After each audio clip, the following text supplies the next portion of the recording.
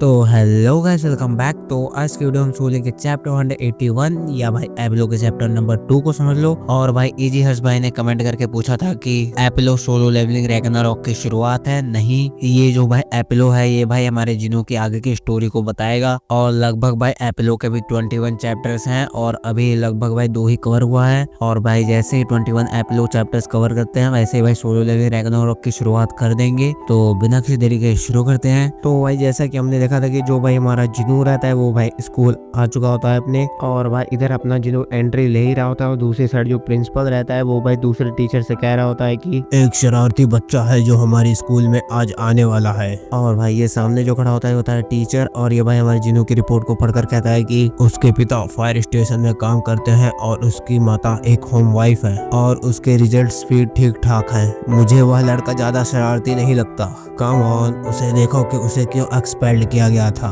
ओह, जब वो middle school के फर्स्ट ग्रेड में था तो उसने 2 साल के लिए अपना घर छोड़ दिया था। हाँ, यही बात है। तो क्या आप इस लड़के को संभाल सकते हैं? क्या आप जानते नहीं हैं कि मेरा निकनेम वाइपर क्यों है? कृपया करके सभी दुष्ट लड़कों को मेरे पास छोड़ दें और मैं उन्हें पढ़ाऊंगा और सिखाऊंगा और उन्हें शरारती होने से बचाऊंगा। और भाई इस टीचर का नेम होता है भाई पार्क गिलसुल, लेकिन इसका निकनेम जो रहता है वो रहता है भाई वाइपर। उसके बाद हम भाई बाहर का सीन देखते हैं कि जो भाई लड़के रहते हैं वो भाई लाइन में लगाकर खड़े होते हैं। और उसके बाद में भाई वही टीचर होता है वाइपर, वो भाई चिल्ला रहा होता है कि ओह बच्चों, शांत हो जाओ, कौन बात कर रहा है? और तभी भाई इस टीचर की नजर जाती है हमारे जिनू की तरफ जो भाई लाइन में खड़ा होता है। और भाई ये जिनू को देखकर सोचने लगता है कि वो रहा, यही है बदमाश संग जिनू। चाहे तो कितना भी बदमाश क्यों ना हो, लेकिन मैं तुझे एक सीधा साधा स्टूडेंट बनाकर रखूंगा। ग्लव्स, ये स्कूल ड्रेस के खिलाफ है। मैं सील्ड ब्लैक फ्लेम ड्रैगन को जगा दूंगा।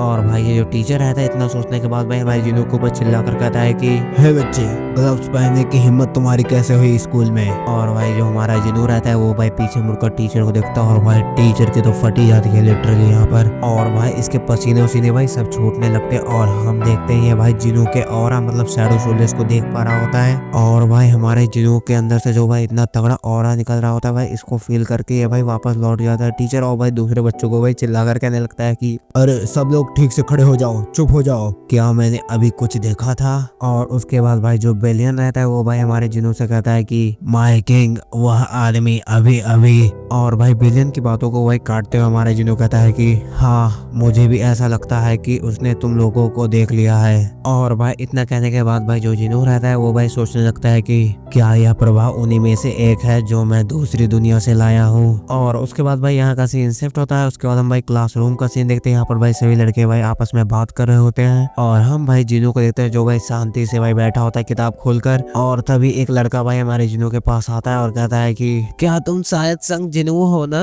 यह मैं हूँ यंग गिल। मिडिल स्कूल में हम दोनों फर्स्ट ग्रेड के सेम क्लास में ही पढ़ते थे। तुम यही पास में ही रहते हो ना? मैं यहाँ पर पिछले साल से आया हूँ। और भाई इसी यंग गिल के पीछे भाई 2-3 लड़के और खड़े होते हैं। और उसी में से भाई एक लड़का होता है जो भाई यंग गिल को पकड़कर पीछे कर देता है और कहता है कि अरे 1 मिनट के लिए तू साइड हट। और भाई ये तीनों जो रहते हैं वो भाई हमारे जिनू को भाई पूरी तरह से चारों तरफ से घेर लेते हैं। अरे वाह, तू तो बहुत बड़ा आदमी है, दस्ताने वस्ताने पहन कर आता है। लेकिन फिर भी तूने इसे एक ही हाथ में क्यों पहन रखा है? क्या इसमें ब्लैक फ्लेम वाला ड्रैगन या और कुछ? और इसी में से भाई एक पगलेट होता है जो भाई बेवजह के हंसे जा रहा होता है और भाई कह रहा होता है कि मेरा हाथ, इसमें तो काली ज्वाला वाली गाय दहाड़ रही है। कुल मिला के जो लड़के होते हैं भाई बुली करने वाले लड़के होते हैं। और भाई लिटरली मैं बता दूं भाई इवन हर एक स्कूल में एक हरामखोर ऐसा मिलेगा जरूर आपको। तो भाई इन सबको भाई इग्नोर करते हुए हमारा जिनू भाई सोच रहा होता है कि ये क्या कर रहे हैं, क्या किसी रैंक के हिसाब से यहाँ पर व्यवस्थित कर रहे हैं। और जिनू यहाँ पर इतना सोच रहा होता तभी भाई इन्हीं 4 हरामखोरों में से भाई एक हरामखोर कहता है भाई जिनू को कि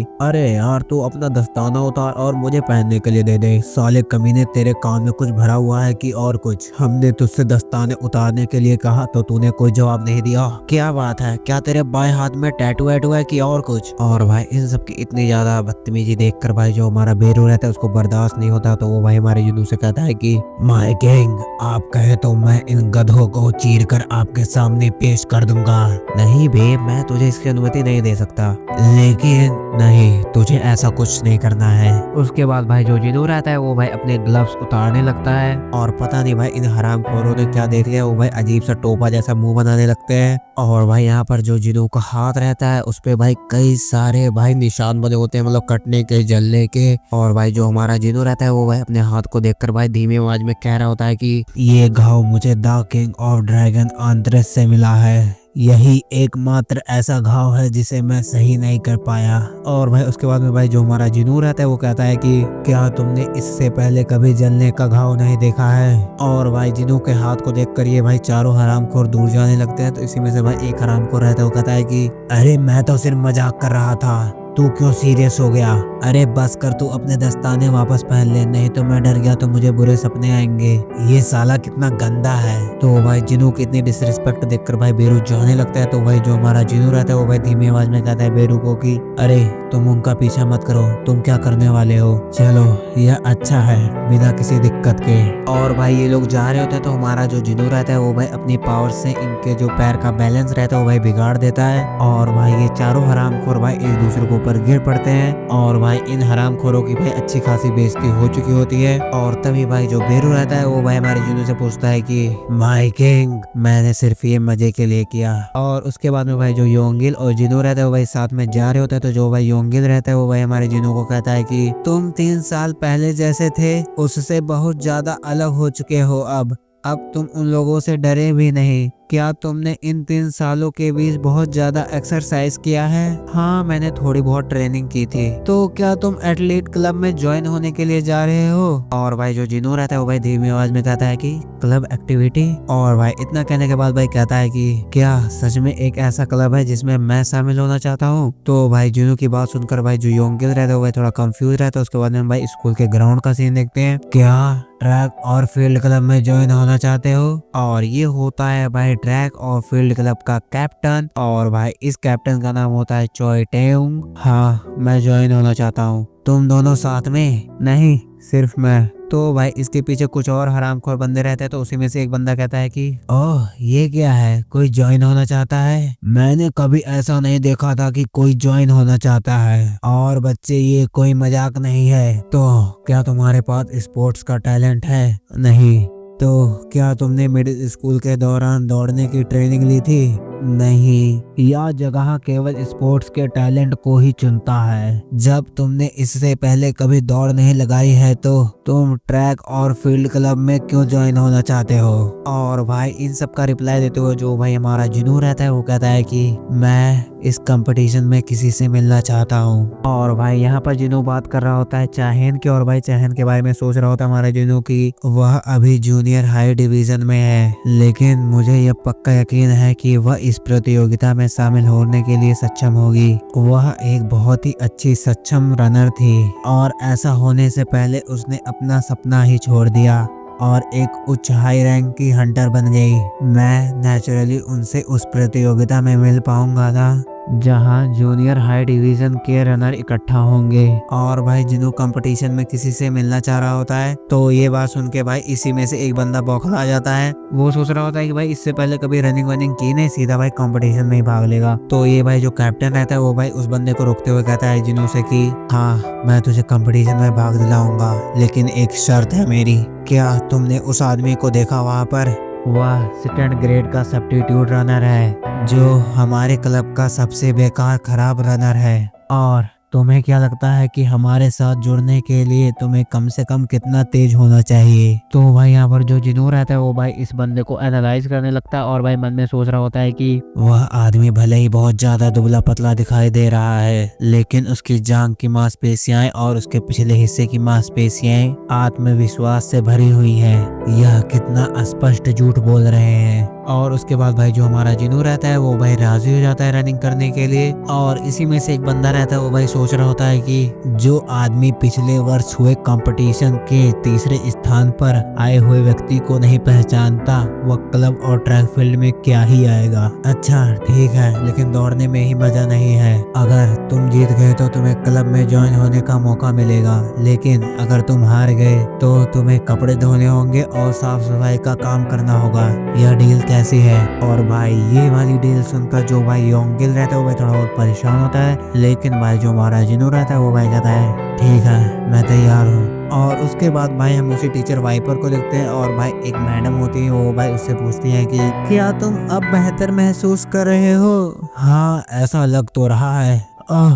क्या मैं एक सिगरेट पी लूं? और उसके बाद भाई ये जो टीचर वाइपर रहता है भाई पीने लगता है और भाई जो हमारा जिनू रहता है वो भाई सबसे आगे दौड़ रहा होता है और भाई ये जिनू को दौड़ते हुए देखकर भाई सोच रहा होता है कि ये बदमाश लड़का ट्रैक और फील्ड क्लब वालों के साथ क्यों रनिंग लगा रहा है। और भाई इतना कहने के बाद भाई ट्रैक और फील्ड क्लब का जो टीचर रहता है उससे भाई वाइपर कहता है कि ट्रैक और फील्ड क्लब के टीचर, ये संग जिनू ट्रैक फील्ड वालों के साथ क्यों भाग रहा है? ओह, वो मुझे लगता है कि उसका नाम संग जिनू है। हाँ, मैंने सुना कि एक नया छात्र जो ट्रैक और फील्ड क्लब में ज्वाइन होना चाहता है, वह लोग उसे भगा नहीं सके क्योंकि उन्होंने उसका टेस्ट लिया और वह जीत गया उस टेस्ट में। वह लोग अभी ऐसा इसलिए कर रहे हैं क्योंकि वह उसका स्टेमिना चेक कर रहे हैं। तो ये भाई जो वाइपर रहता है ये भाई सुट्टा मारते हुए कहता है कि क्या स्टेमिना? हाँ, ये उसका 12वां चक्कर है। मैं उसे दौड़ते हुए देखकर थक गया, इसीलिए मैं पहले आ गया। तो भाई ये बात सुनने के बाद जो भाई वाइपर रहता है वो भाई सोचने लगता है कि शायद यह बदमाश लड़का नहीं है, लगता है मुझे इसके बारे में गलत खबर मिली है। और पता नहीं भाई वाइपर सर ने क्या देख लिया कि भाई उनके मुंह से सिगरेट गिर जाती है और भाई एक अजीबोगरीब भाई चेहरे का रिएक्शन बनाते हैं और भाई एक लाउड, मतलब जितना तेज हो उतना तेज चिल्लाते हैं और जिनों के पीछे जो भाई ऑरा रहता है वो भाई उसको देख पा रहे होते हैं ये वाइपर टीचर। और भाई ये सब देखने के बाद भाई वाइपर सोचने लगता है कि फिर से ये क्या है? क्या ये सब एक इल्यूजन है जो मैं अभी देख रहा हूँ? क्या सच में ऐसा कोई तरीका है दुनिया में? और भाई जिस खिड़की से देख रहा होता है वाइपर भाई उसी खिड़की के सामने अपोजिट साइड हमारा बेरू खड़ा होता है। और सबसे हैरानी वाली बात यह है कि जो भाई वाइपर है वो भाई जिनू की शैडो आर्मी को देख पा रहा है। और उसके बाद भाई जो बेरू रहता है बहुत ज्यादा तेज चिल्लाता है और भाई बेरू को ऐसा चीखते हुए देखकर भाई टीचर की फट जाती है पूरी। और लिटरली भाई ये जो पार्क गिलसू टीचर है इसकी भाई फटकर हाथ में आ चुकी होती है, मतलब इसका निकनेम तो वाइपर ही है। और सच में भाई इसके चेहरे का तो रंग देखो। और ये सब देख के जो भाई ट्रैक एंड फील्ड क्लब के जो ट्रेनर रहते हैं, मतलब टीचर रहते हैं, वो भाई कहते हैं कि मिस्टर पार्क, क्या हुआ? आप ठीक हो? और भाई हम यहाँ पर इग्रिस को देखते हैं जो भाई बेरू से कहता है कि मैंने तो उससे कहा था कि ना ऐसा मत कर। और भाई यहाँ पर जो बेरू रहता है उसको तो भाई कतई मजे आ चुके होते हैं ये सब करके। उसके बाद भाई जो बेरू रहता है वो भाई कहता है कि सच में क्या वह ह्यूमन हमें देख पा रहा था? और भाई इग्रिस और बेरू भाई इसी स्कूल के छत के ऊपर रहते हैं। तो यहीं पर होता है ये चैप्टर खत्म। लेकिन उससे पहले भाई चैनल को सब्सक्राइब, वीडियो को लाइक और कमेंट करना तो भूलना मत। कमेंट कर दिया करो और भाई ये भी बताया करो कि वॉइस ओवर कैसी रहती है तुम्हारे भाई की। तो बाय।